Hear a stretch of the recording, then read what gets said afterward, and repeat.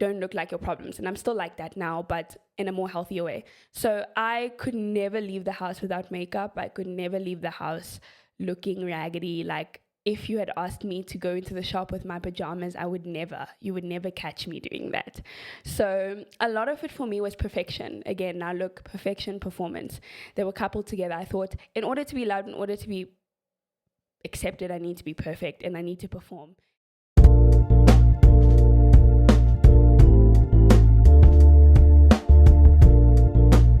Hey guys, how are you? I hope you are doing well. So, surprise, we've started a podcast. I've gotten a lot of questions and a lot of conversations regarding healing. So I decided, hey man, there's some things I can't answer in 2 minutes and some things I can't dive into for 5 minutes. So we're here and we started a podcast, and the name of the podcast is called the Koum Table. I know, right? Very interesting name.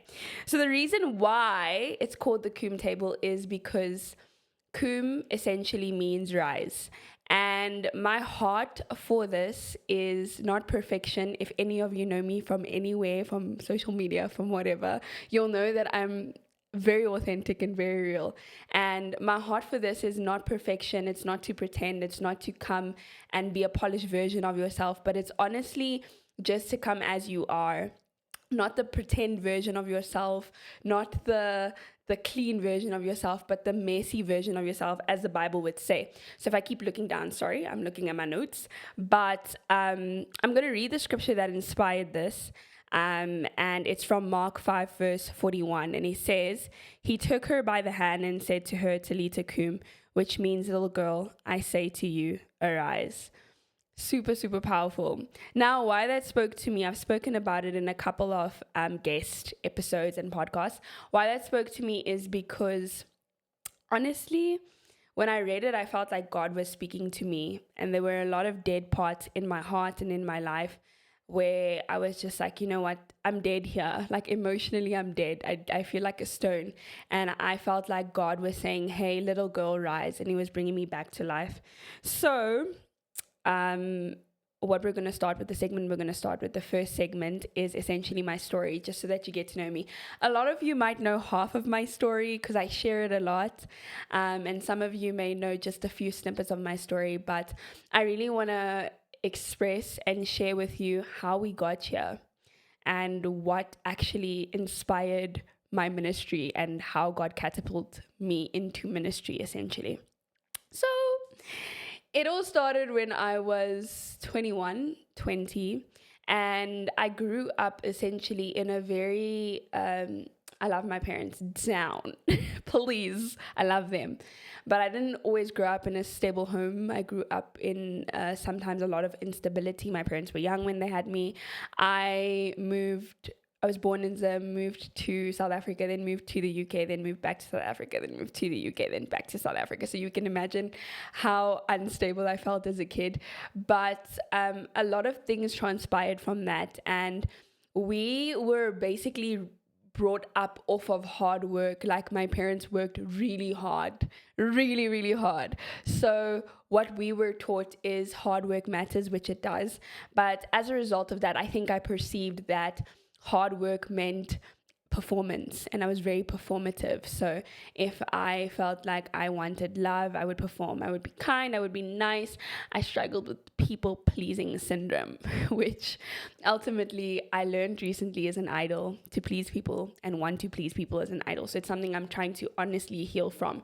But yeah, grew up that way, and really was excellent in a lot of the things I did, was good at a lot of the things I did, but simply because I was very hardworking, because, you know, that's what we were brought off of.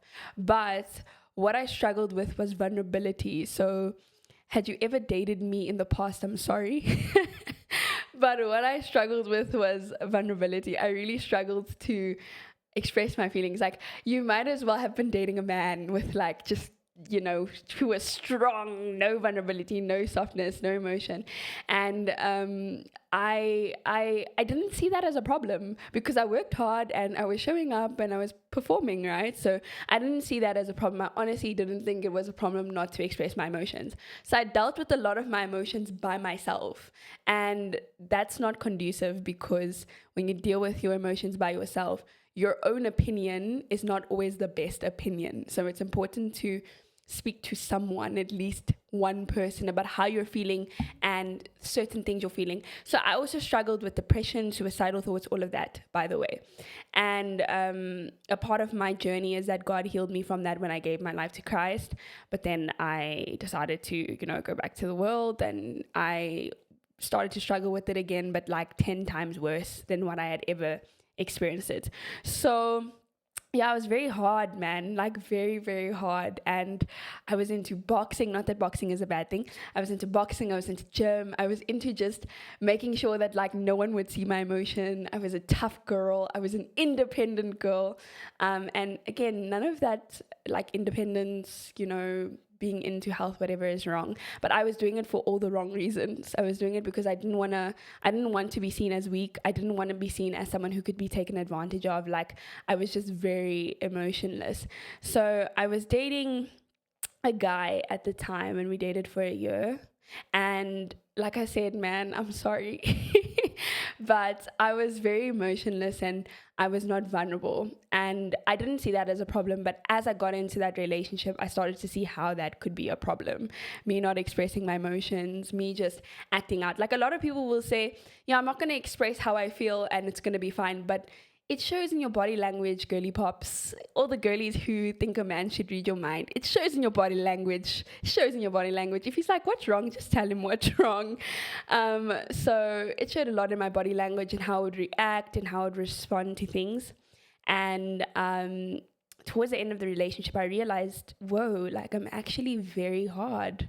I'm not emotional, I'm not soft. Like, I can put up a fight, like I can fight with you, but in terms of expressing my emotions, I'm not going to express my emotions. And God met me there. I remember one time, also growing up, I was very like, don't look like your problems, and I'm still like that now, but in a more healthier way. So I could never leave the house without makeup. I could never leave the house looking raggedy. Like, if you had asked me to go into the shop with my pajamas, you would never catch me doing that. So a lot of it for me was perfection. Again, now look, perfection, performance. They were coupled together. I thought, in order to be loved, in order to be accepted, I need to be perfect and I need to perform. And I need people to see that there's nothing wrong with me. I have no flaws. Which essentially led to a lot of flaws and a lot of downfalls. So God met me, I was 22. Today I actually turned 26, but I was 22, and God met me at that place. And I remember like very vividly and very clearly, I was in my bedroom and God was speaking to me, and he's just like, you don't carry any vulnerability. Like, you're so focused on being perfect that you don't allow yourself to feel, you don't allow yourself to express your emotions. And then I realized, well, I think I need a lot of healing. And it was very difficult, but it was also very freeing to know that I can be myself. Like, I can walk into a store without makeup, and even if someone I know sees me, it's not that deep. I can literally show up the way I am, as the Bible says. And people who love me and people who see me for that will accept me for that, and the people who aren't for me. So that was a very difficult process to go through. There were moments when I felt very exposed, but a lot of what I do now is birthed out of that place where I saw that, whoa, God is calling me to be vulnerable. So if you see me on social media, you'll know I make my mistakes publicly. It's so embarrassing, but I want you guys to know that God can use imperfect people as well. Like, he doesn't choose perfect people. He actually, I feel like, goes to the most imperfect people, the most raggedy people, and he's like, hey, I want to use you, which is what I found. And if you look at David, like, David, wow, he cheated on his wife. He did a lot of things, man. He cheated on his wife. He killed the man that the woman he was cheating on, cheating with. He killed her husband. He killed that man because he didn't want him to know. So he thought, let me just unalive this guy. And it's so imperfect, but then the Bible still says that he was a man after God's own heart.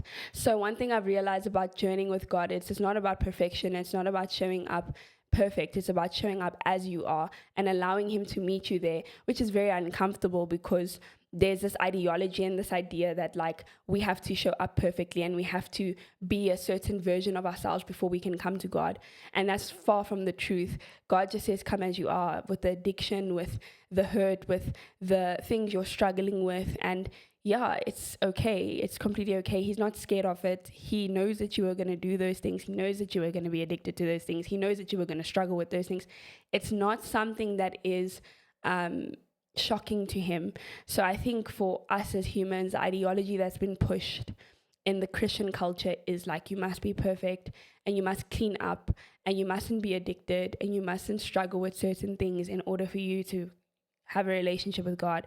But that's far from the case. I can tell you personally, you will be constantly struggling with something, and that's okay. You will constantly be grappling with something, and that's okay. That's the point.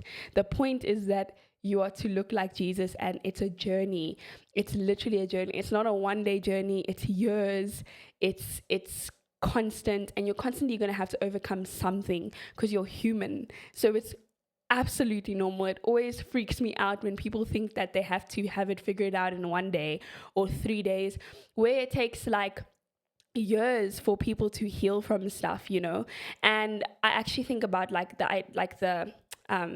the I'm going to give an example. When someone goes to rehab, for example, they go to rehab for 3 months. But in that process, it's very difficult because they go through withdrawal symptoms, right? So it's painful, it hurts, letting go of the drug or the thing that they were abusing hurts. And their body actually perceives it as danger. That's why they have withdrawal symptoms, because they're not used to being clean. But actually, it's not dangerous for the body. The body is just reprogramming itself and coming back to what it was originally designed to do, which was function healthily, right?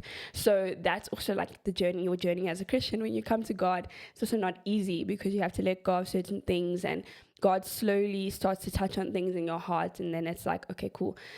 How did we get here? This hurts. I can't do this. I'm struggling with this. So it's really a journey. It's really a journey. And I think that's why I wanted to start this. And that's why I've opened this up, because when people come, which will be later, but when people come and we have discussions, I'm not interested in perfect discussions. If you know me, I'm not interested in perfection. I'm not interested in Christianese. I'm not interested in Bible bashing. I'm not interested in any of that stuff.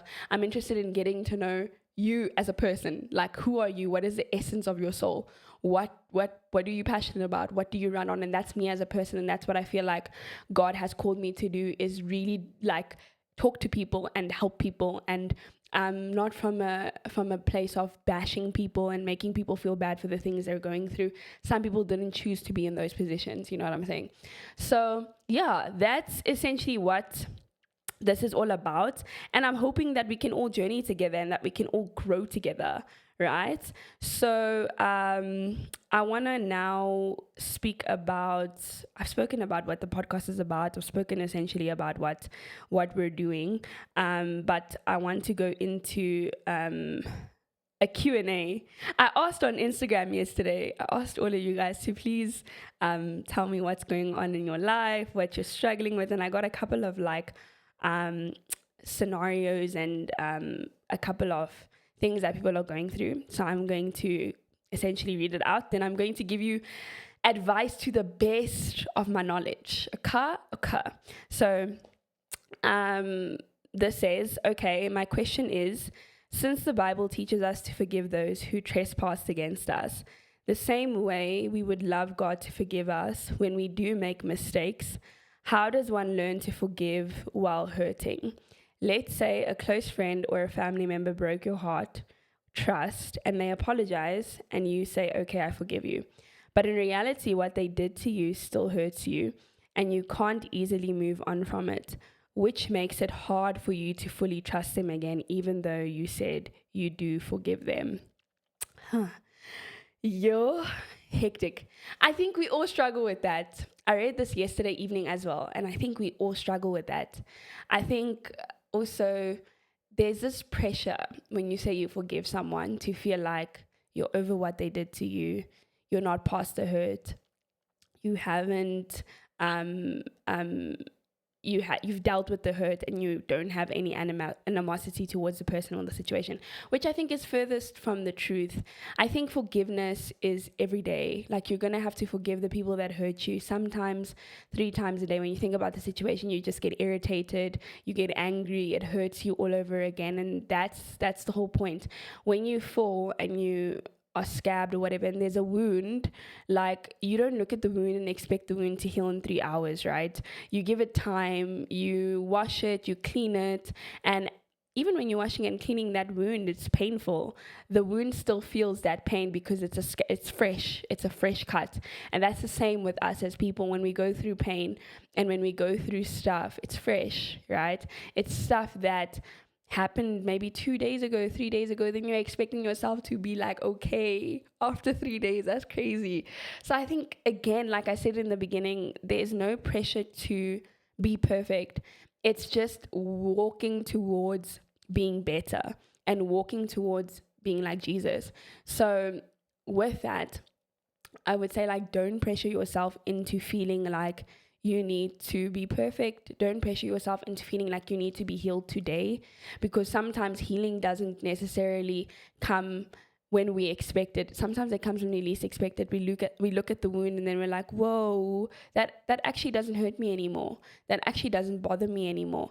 And that's life. But I think that we should allow ourselves to feel, allow yourself to grieve, allow yourself to hurt, allow yourself to cry. And I also think that's what is difficult for people. It's also processing those emotions, because a lot of times we just want to, like, hide it under the rug and be like, okay, cool, I don't want to look at this, I don't want to touch on this because it's painful. Like, dealing with painful emotions are painful. It's not easy. So sometimes we essentially just want to run away from those emotions, and we want to hide, and we want to pretend it's not there, and we want to be ignorant to it. But the matter of the fact is, in order for you to heal from something, you have to deal with it. You have to confront it until it starts to hurt less. And that takes time. It's not like in a day or whatever. So whenever you think about that situation, maybe, like you said, a family member hurt you, someone close to you hurt you, it's okay. It's okay to grieve. It's okay to be sad. It's okay to mourn, however long that takes you. But don't pressure yourself to be healed, and that doesn't mean you're not forgiving the person. Forgiveness is also a journey. It just means that you're healing whilst you're forgiving the person. It just means that you're going through a process of healing and a process of fully recovering from that situation. So I quickly want to touch on something as well. So there is a story in the Bible, I think it's of a leper. There were a couple of lepers that came to Jesus, if I'm not mistaken. This is so impromptu at the moment, so I didn't read it recently. But there's a story of a leper, a couple of lepers that come to Jesus, and they're like, okay, God, heal us, right? And then Jesus heals them. Then there's one who comes back and says, thank you. Like, thank you for healing me. So he comes back in gratitude and says, listen, I'm healed, and I would just want to come and say thank you. And I just want to come and and express my gratitude towards you. And then Jesus says something interesting. He says, you have been made whole. And what was interesting for me in that passage is that God doesn't only want to heal you, he wants to make you whole. He wants to make you a holistic person, which I believe also the word holy comes from. You're whole. You're like a whole person. You're not just healed in one aspect of your life, but you're like a whole person. So that takes time to be a holistic person, to be holistic in body, to be holistic in mind, to be holistic in spirit. It's not something that happens overnight. And that's, I think, what I'm trying to stress in this episode. It's like, when we come, we should allow ourselves grace to breathe and to hurt, we should allow ourselves grace to mourn things. Like, if someone loses their mom or their dad or someone close to them, you're not going to tell them, get over it. Like, just get over it. Like, just move on. The next day, you're not going to expect them to be healed. It can take years. It can take months. It can take however much time it needs to take for that person to be okay, but they shouldn't be pressure. Because again, I'm going to use the analogy of a wound. If you get scabbed or if you fall and you get a wound, when you put pressure on the wound, it doesn't heal the wound. It actually hurts even more. So when you let the wound breathe and when you allow the wound to heal and when you cleanse the wound, it heals better. Someone once said something interesting to me. They said, you can't hate yourself into the person you want to become. That applies to healing. You can't hate yourself into a space where you're healed. Like, now just forgive this person. Just forgive this person. Just get over it. Like, just forgive this person now. That's not how it works. You have to work towards that. You have to literally fight for that. You have to literally give yourself space to do that. Okay. Now I'm going to go on to the next story that I got, asking for advice. So this person says, I'm struggling to heal from how my mom treated and neglected me growing up. My fiance and I kind of have this similar story, and I have seen how it's affecting us and leaking into our union. I had an issue with our pastor a while ago, but feel resentment towards him because I feel he sided with my parents and had emasculated me before my fiance and her parents. I still feel so hurt about it. I'm really struggling to heal from these things. Sheesh. When we talk about parent wounds, I think that's a whole episode in itself, like just speaking about parents and how you grew up. And now I just want to say, sometimes our parents didn't know better, unfortunately, and then we kind of had to go through that and experience that. But I want to say, I understand, I completely understand, and I know that it can be difficult and I know that it can be hard. And I think that if from what I'm hearing, you wanted to just feel heard and seen in that space, feeling like you didn't necessarily have your mother covering you or protecting you or being there for you the way you needed her to be there for you. It is a very hurtful situation.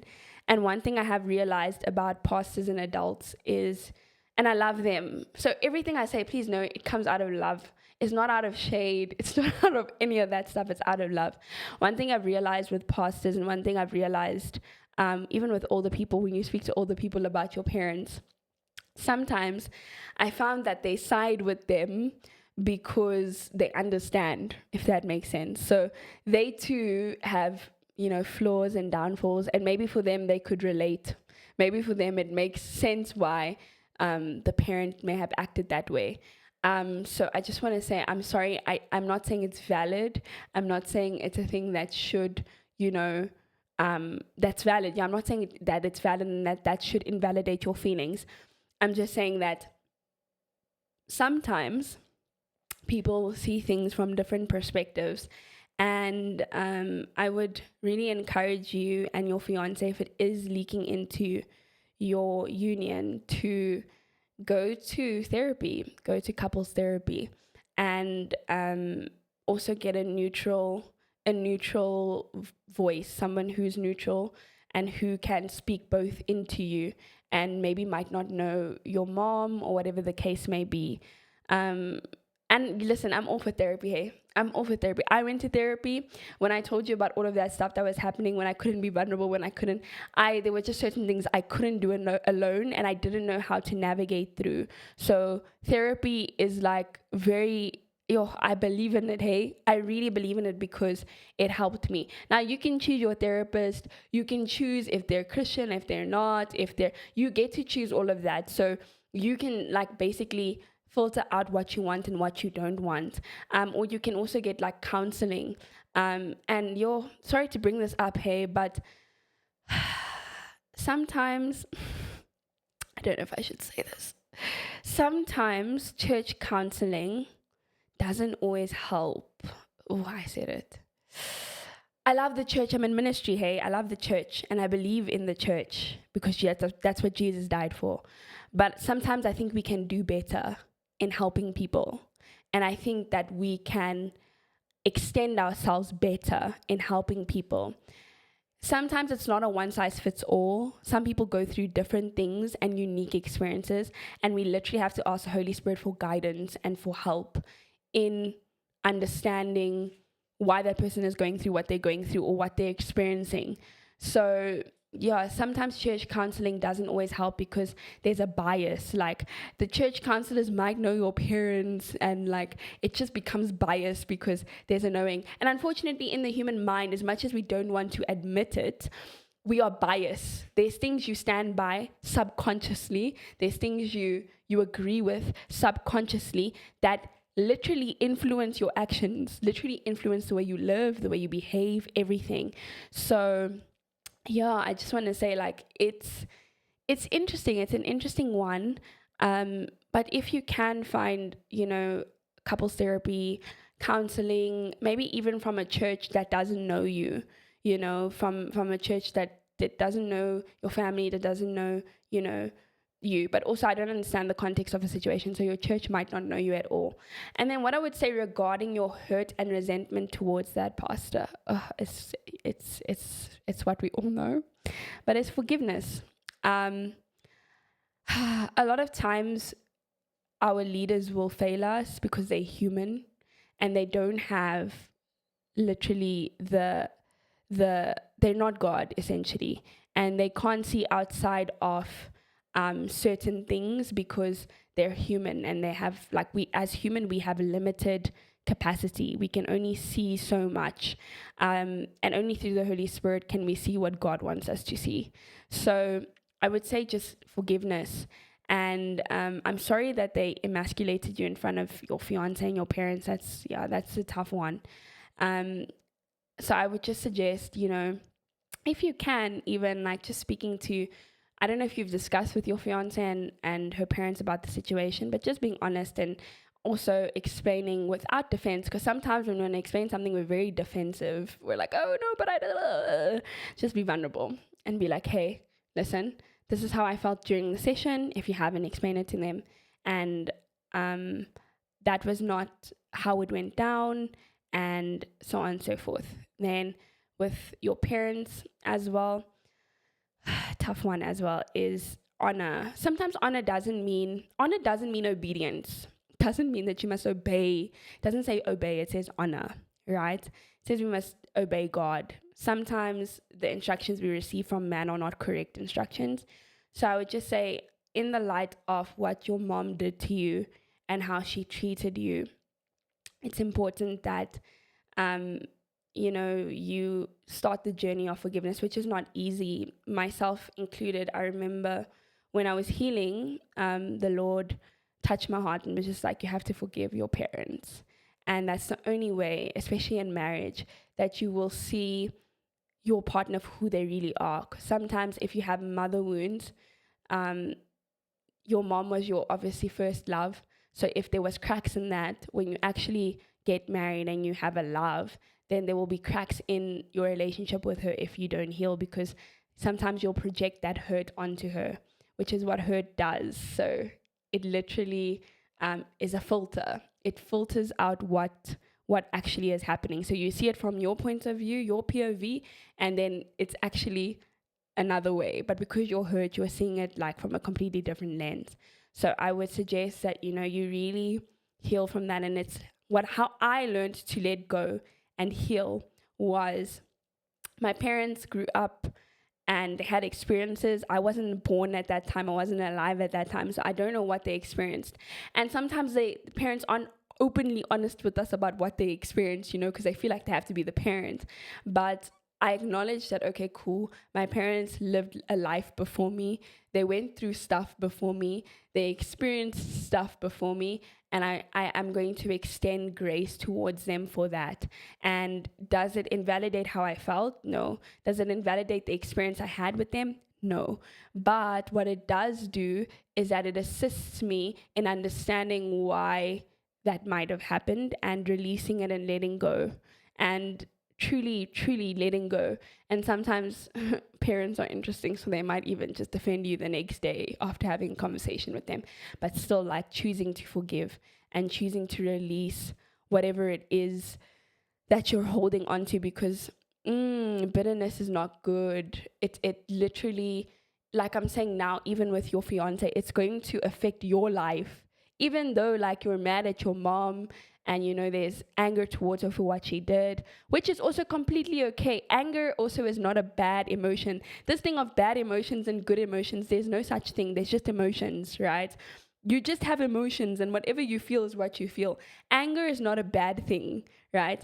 It actually indicates to you that whatever happened to you was wrong. You feel an unjust. So it helps you also in creating boundaries, and it also helps you. It's a guideline for your life as to, okay, this is what makes me angry. This is what gets me ticking. So I probably shouldn't be in spaces like this. These are the boundaries I should put up. This is how I should communicate with people, and this is how I expect people to communicate with me and treat me.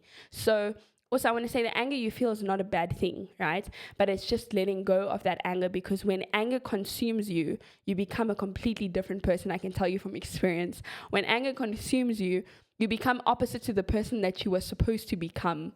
You understand? So, yeah, I would just say, release that tension and allow God to work in your heart.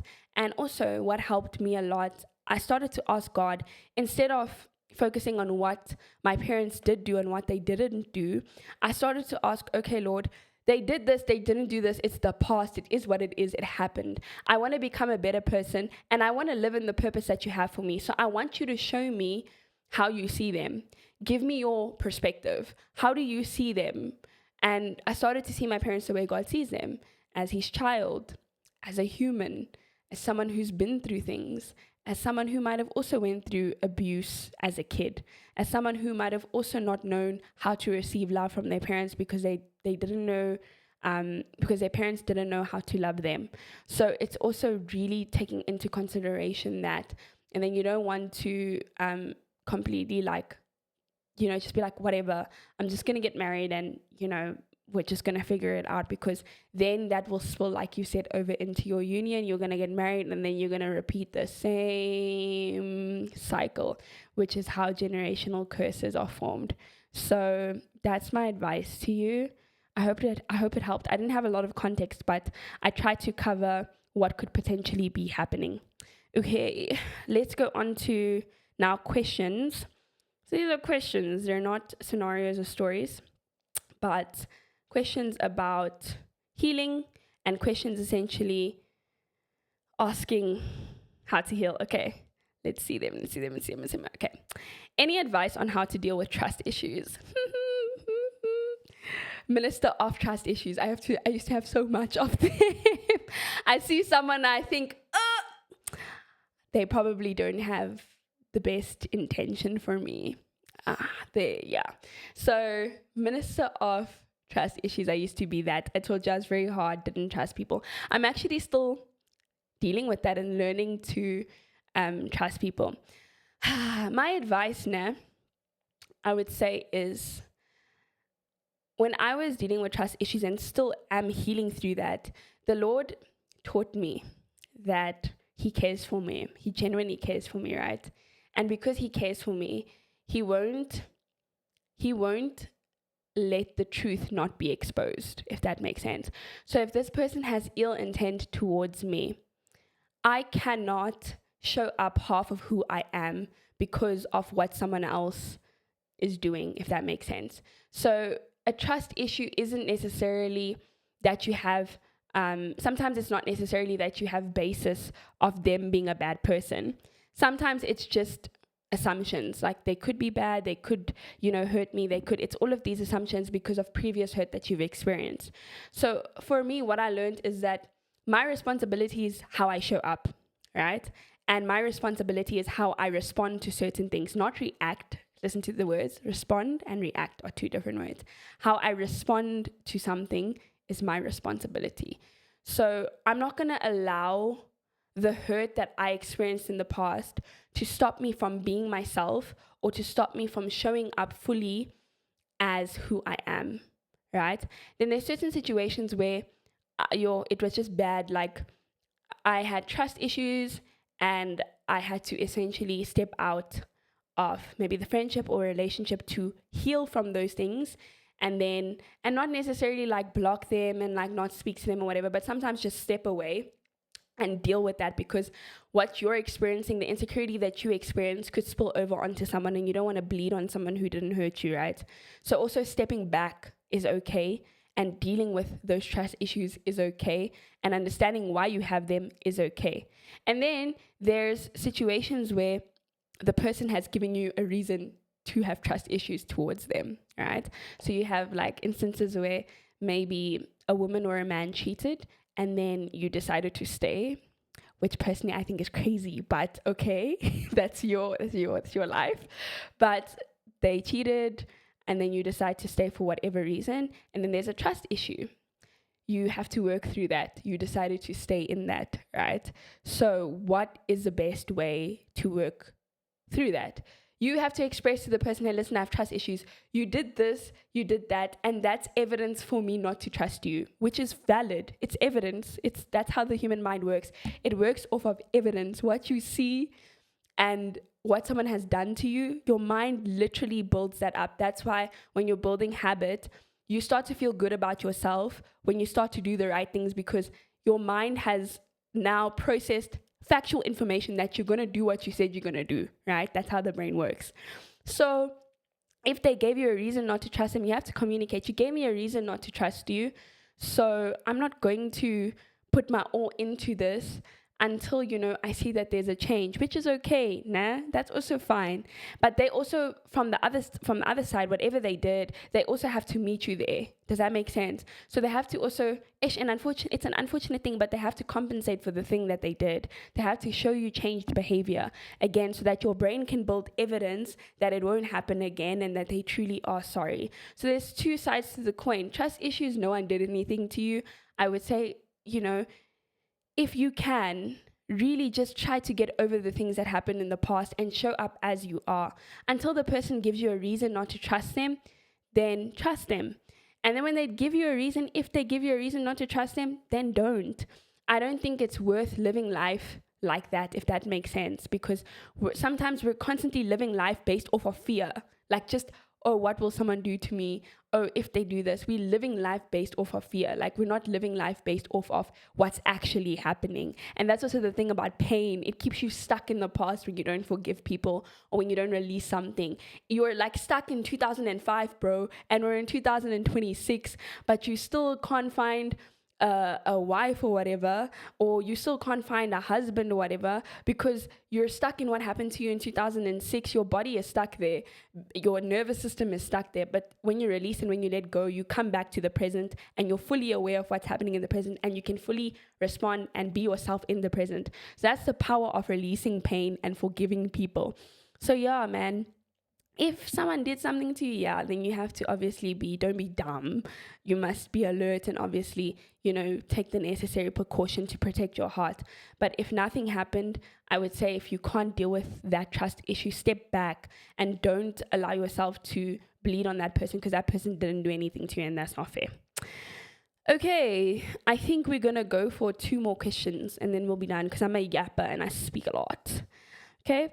So someone says, how does one move on from past traumatic experiences? Can you give me advice on how to forgive people who've done me wrong? So I think I've spoken a lot about forgiveness in this episode. So I'm going to speak about more so traumatic past experiences, how to move on from it. There's so many ways. It depends on what you've been through, and it depends on what you've gone through as a person, how to move forward from trauma. But it's very important, like I said now, it's actually interesting that I mentioned that now, but it's very important to release that pain. A lot of times when you release pain, it's for you. It's not for the person that hurt you. And again, I'm not saying rush yourself into releasing that pain, but actually make a conscious effort to heal from that pain. Actually make a conscious effort to take steps into healing, because now I'm going to go all neuroscience on you. I love neuroscience. But anyway, neuroscience says that when you don't forgive someone, or when you hold on to pain, because your body stores trauma, right? So trauma is an actual thing that your body stores. It like stores the thing. And if you don't release the pain, it sits in your body. So what happens is, if your body perceives a similar situation happening, you get triggered. That's how you get triggered. You get triggered, or your body goes into fight or flight, and then you start to feel some type of way. And why that all happens is because you haven't released the pain. It's because it still lives in your body. It's because every time something happens that looks similar to what happened to you in the past, you are going to fight, you are going to get triggered, you are going to want to step away, you're going to shut down, however you deal with things. So how to move forward from past traumatic situations is releasing the pain. What does it look like practically to release pain? It's to rewire your brain, you know. One thing that changed my life, right? I remember I was just sitting down and I was afraid to get into relationships after now this breakup, you know, that I went through. And I was afraid because, you know, I was hurt. So I was like, I don't want to get into relationships. Like, I'm fine. I'm gonna hurt these men. See, I'm being honest. So I was like, I'm gonna hurt them. Nah, like, I don't want to be vulnerable in relationships, right? And then I was just like, but that's not me. I'm gonna stay true to who I am. But how do I get through this? If I like, I wanted to act on my anger and my pain. I really did. I wanted to like just date all around, and you know, I really wanted to. And at that point, I'm a Christian, full-blown Christian. No, you understand? So it's crazy what pain can make you feel and think. But then I was like, nah, I'm really not. That's not the type of person I am. So then I was thinking about it, and I came to like this epiphany, which I really feel like God helped me come to. I came to the epiphany that people will always hurt you. The person you date is going to hurt you. Your wife is going to hurt you. Your husband's going to hurt you. Your mom's going to hurt you. Your dad's going to hurt you, because it's life. And that's how relationships are. You can't avoid conflict. It's always going to be there. So how do you plan on handling conflict? How do you plan on mitigating a situation? How do you plan on responding to a situation? That's why I said respond, not react. You have to train yourself to respond, not to react. And it's difficult. But can I tell you the peace that comes with accepting that there will be conflict in certain situations, accepting that you will go through hurt, accepting that you might experience something. It also, I think from my experience, it sort of decreases the chances of you getting traumatized, because trauma is shock. You get trauma from shock of something, like, oh my gosh. And I'm not saying expect the worst. Like, that's not what I'm saying either. I'm just saying know that there will be conflict. Even at work, you're going to have conflict with someone. You're going to be like, they did this. How do I respond to that? You understand? So coming to that realization really helped me, because it also helped me extend grace. I was not a gracious person. Like, if you did me wrong once, it was a warning in my head, and I wouldn't even tell you. It was just a warning. Second time, warning. Third time, I'm ghosting you. I was not a good person. I would ghost you. I would completely just stop speaking to you. So how I learned to manage that and deal with that is, okay, I'm going to get hurt. There's going to be conflict, and I can't hold on to the past forever. Like, I'm going to be living in 2019, but we're in 2026, and I'm with people who didn't hurt me, with people who didn't cause that trauma, with people who love me. And I have to really show up as who I am, and I have to allow life to be life, and I have to allow myself to go through life, and I have to allow myself to go through situations, because conflict can build something. It can make something stronger. Also, conflict's not a bad thing. There's good conflict, bad conflict. Conflict can make something stronger. So when you see life that way, and when I think you approach life that way, it's a lot better and a lot easier. Like I said, I'm not saying hope for the worst. I'm just saying, just be aware that there will always be conflict. Don't shut your mind to the idea that you might fight with someone or someone might hurt you. Remember, we all grew up differently.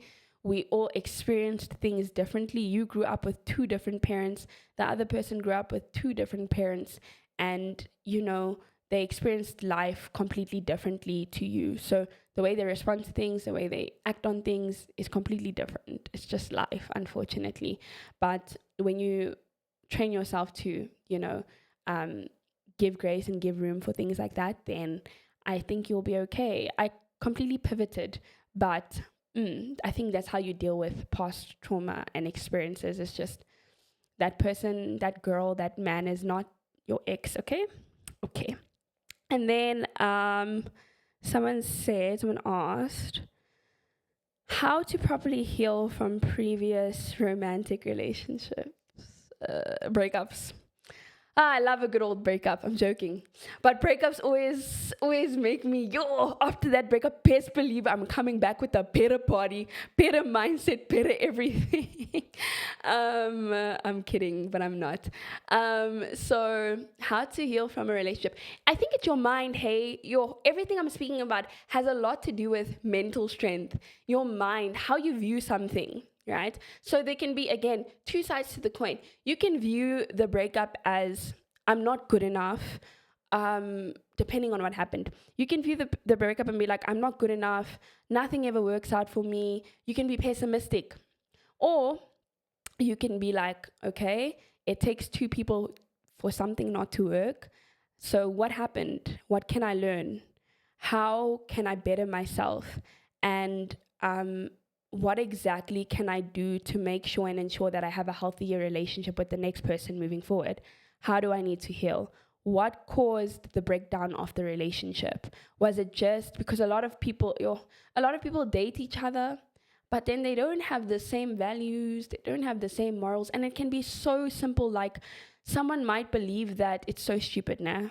This is a stupid example. Someone might believe that you can't kill animals, but you believe that you can kill animals. That can cause a breakdown of a relationship, actually, if you think about it. It's a stupid example, but it can cause a breakdown of a relationship because the way you see things and the way the person sees things morally is different. So the way you're going to move through life and the way the other person is going to move through life is different. So what caused the breakdown of that relationship? What happened? Why are you in the situation that you're in? I remember my first heartbreak. I was 22 years old. My first real heartbreak in high school and varsity. I was just playing around. I wasn't being serious. But after varsity, I was in a year relationship that I just spoke about, and that was my first heartbreak. And it's easy to blame the other person also and be like, you did this and you did this and you did this and you did this and you did this, right? But what did you do, again, to cause the breakdown of the relationship? And how are you going to move as a better person in life? And also, when you got into the relationship, did you know it wasn't going to work? And were you just trying? Because a lot of the times your gut feeling is correct, which is the Holy Spirit. He put that in you. Your gut feeling is correct. Like, sometimes I've done it before when I was young, when I was in varsity. It's just like, okay, cool, this person has a cool aesthetic, cool vibe, great personality, but I know deep down this isn't going to work. But anyway, I pursued a talking stage with them and it failed, and you kind of know these things. So I think that's the learning aspect of it. So I'm just dealing with the learning aspect of it. And then healing through it. Hey man, breakups are very interesting, man. Like, you literally have to do what's best for you. You have to, what helped me through those breakups? What do I love? What do I love doing? Because a lot of people also lose themselves in relationships. So when they break up, they're like half a version of who they were. And then they're trying to figure out, who am I? What do I like? So on and so forth. Because when something breaks down, all your energy, everything is put into trying to make that thing work. So a lot of the times you kind of lose yourself in that process because you're focused on trying to make this thing work, right? And a lot of times it may not even be healthy. So who are you? You need to get to also discover who you are again, because one thing about breakups, you will be a completely different person in a good way. Changes you. Like something that breaks your heart really changes you as a person. You perceive things differently. You see things differently. So who are you now? What do you value now? What have you learned? And going forward, what do you like? Okay, this is going to be so unpopular as well. Oh, it's going to be so unpopular, right? I believe in going on dates. I didn't say hookup culture. I said going on different dates. And say hooking up left, right, center, sleeping with each other. No. That's not what I'm saying. I believe in sex sex after marriage. So I'm not promoting purity culture. I'm not promoting promiscuity. There we go.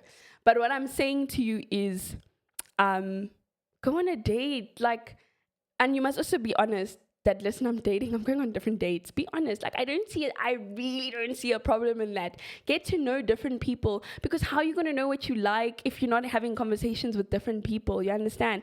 But this is just my opinion. It's my opinion. And I know it's not like a popular Christian opinion, because, Christian culture can be a bit weird sometimes. But go on different dates. Like, if someone asks you on a date, don't go to the date and then automatically assume that this person is your wife or your husband. That's weird too. You don't know them, Obviously, yes, we get the gut feeling, you might know, but take some time to get to know the person.